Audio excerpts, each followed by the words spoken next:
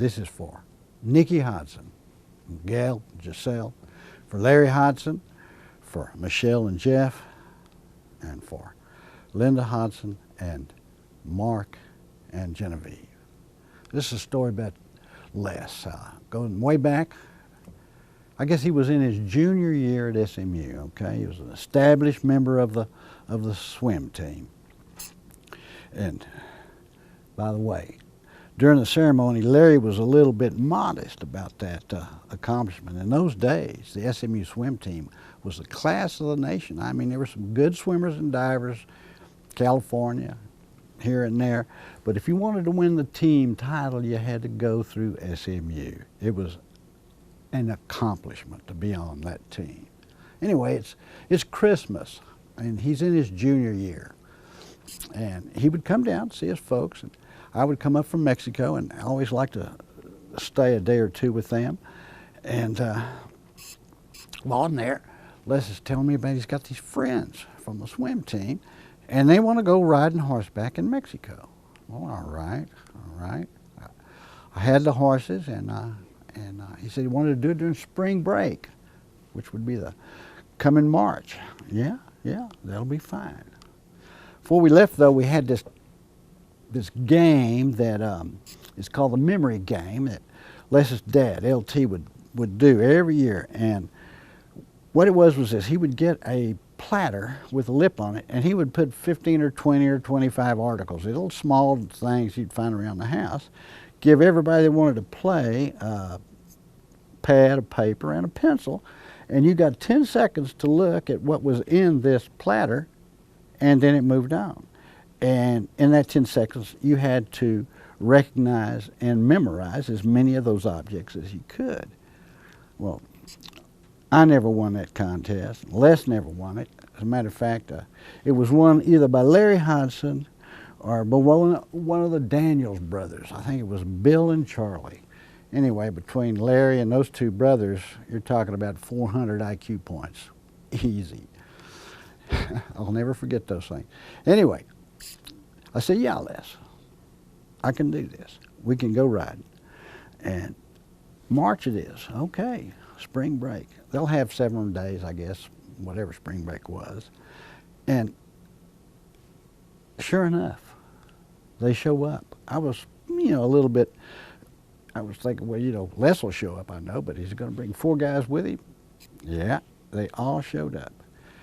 In those days, I had this bunch of horses at a little ejido ganadero called Tres Palos, about maybe 35 miles south of San Fernando on the Victoria Highway, right on the edge of an arroyo they call Las Conchas. It carried water pretty much all year long, but it could go dry. It was mainly a floodway arroyo coming out of the Sierra Montserrat. Rough country in those days, real brush, all of it, all the way. And to the west of us was the Sierra Montserrat, a little offshoot of the Sierra Madre, not real high, maybe 4,000 to 5,000 feet at the very most, but it had pine trees on top of it. It was a different country. And we take off, and we're going to go ranch to ranch because we needed to feed the horses, and we're riding across private land, most of it, and we need to say hello to these ranchers. I knew them all, but at the same time, you got to be courteous. And there was this one ranch, it was called Rincon del Alto, and it was run by the Armendariz family. And you're talking about Spanish Visigoths, my God. The word was that their antecedents had been bodyguards to Jose de Escandon himself, and I don't doubt it. They had what you'd call pequeño propietario. They were yeoman class ranchers, had maybe 3,000 hectares, 6,500 to 7,000 acres, enough to make a decent living off of. And there was 2 things about that ranch that stand out, of all the things that could stand out.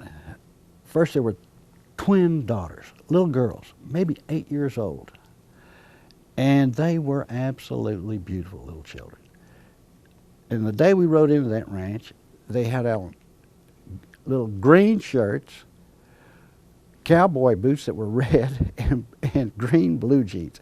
And I mean, and it topped it off, their mom had put their hair up in French braids, and they were little dolls. I mean, just little dolls.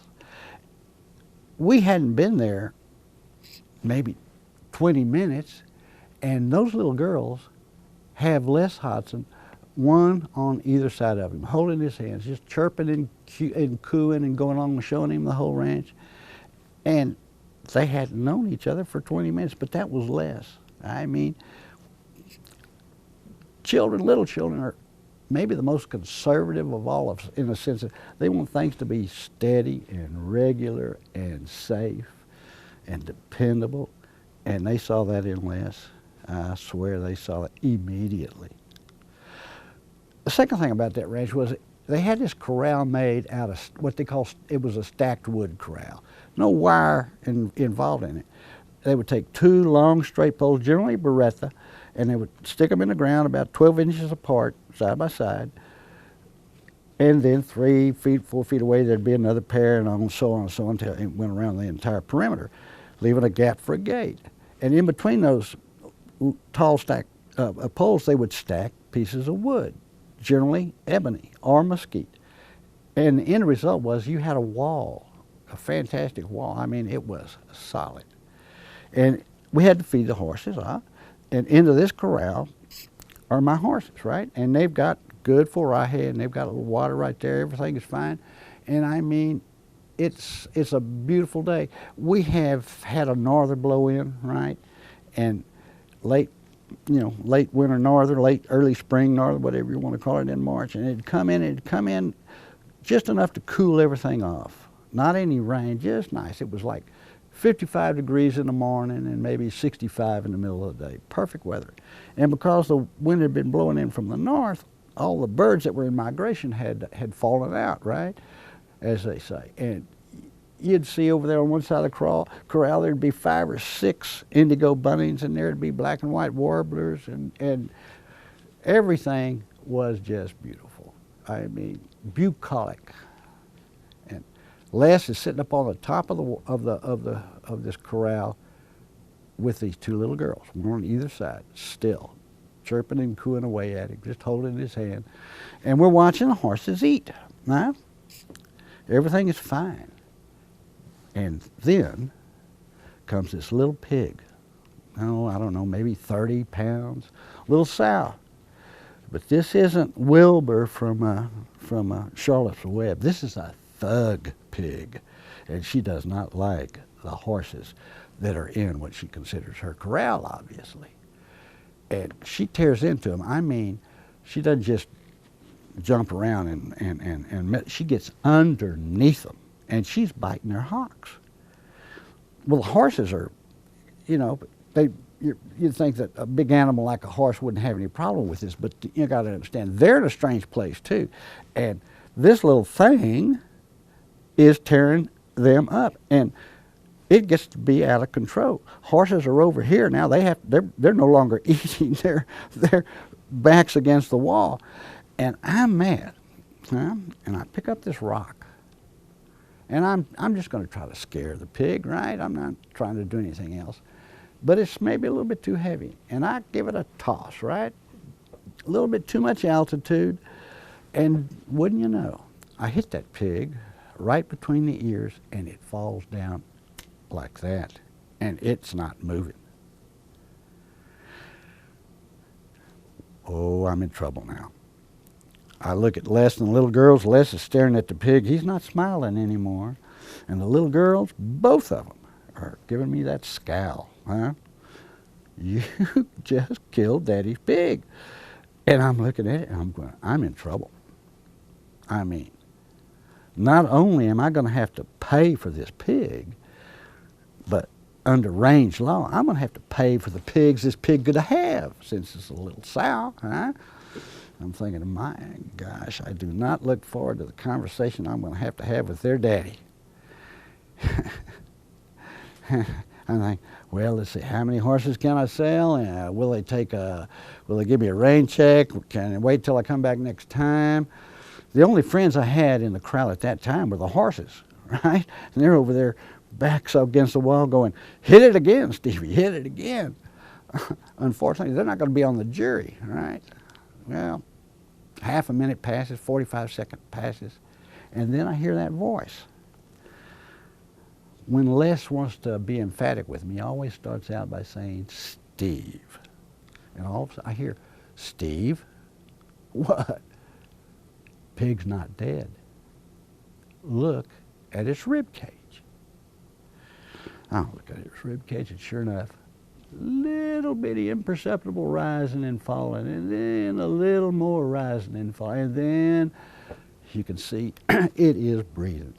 Little booger jumps up, shakes itself off, scowls at me, turns around, scowls at the horses, and I swear it turned to Les and those little girls and smiled and then trotted off. And I'm going. I look at Les and those two little girls, little Miss Tamaulipas, both of them, I promise you. And they are just looking up at Les like he resurrected that pig. Huh? And he turns to look at me, doesn't say a thing, as normal, he doesn't say much, right? And he smiles, and I go, you know, classic. I cannot outgood Les Hodgson. Ever since I've quit trying. We finished the ride, and everything is fine, but I swear to God, what I remember most about that man, and I've known him 60 years, most of the time, he was smiling.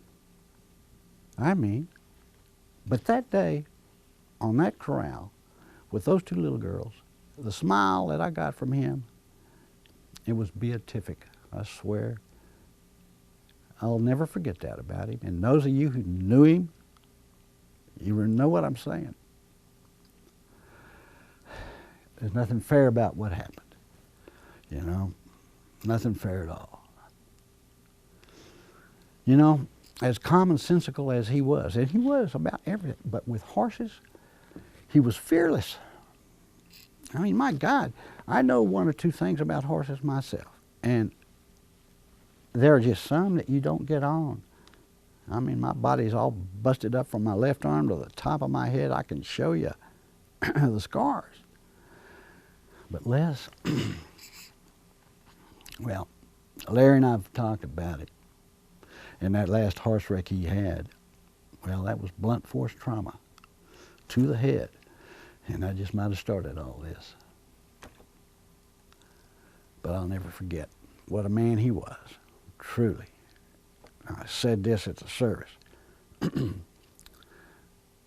that he was as tough as a coffin nail. He was. He truly was. And this too, I want you to keep with you. I never saw that man do a low thing. I never saw that man say a low thing. It just wasn't in him. And I was around him enough times and enough circumstances that if he had had it in him, I would have seen it. But I never saw it. We all know what kind of pain he was in those last years. From his back to that last horse wreck.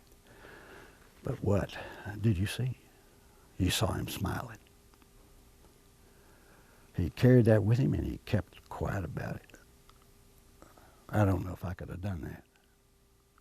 God bless him. God bless all of you.